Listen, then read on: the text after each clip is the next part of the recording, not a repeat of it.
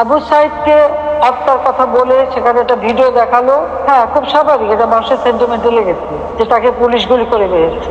এখানে আমার প্রশ্নটা হচ্ছে, তাকে যদি পুলিশ গুলি করে থাকে, তো গুলি খাওয়া একটা লোক এরা টেনে নিয়ে গেল, এখানে কিন্তু কোনো রক্তের চিহ্ন দেখা যায়নি। দ্বিতীয় কথা হচ্ছে যে তার সঙ্গী সাথীরা যে তাকে টেনে নিয়ে গেল, কোথায় নিয়ে গেল?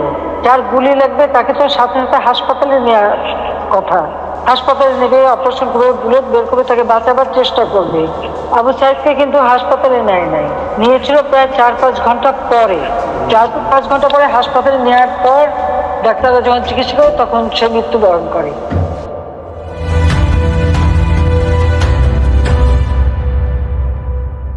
তার মাথায় আর একটা ভিডিওতে দেখা গেছে তার মাথা, ওরা যখন পুলিশকে ঢিল মারছে, সেও পুলিশকে মারতে মারতে এগিয়ে যাচ্ছে, তার মাথায় একটা ঢিল এসে পড়ে, তোর মাথায় হাত দেয়। তাহলে প্রশ্ন যে এই একটা সেন্টিমেন্ট তুলে তারা যে এতগুলি জীবন নিয়ে খেললো, এর জবাবকে দেখবে।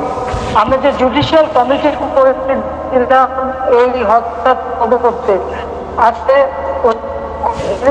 এটা জবাব কেন সেই জুডিশিয়াল থেকে সে তদন্ত করতে দেয় না।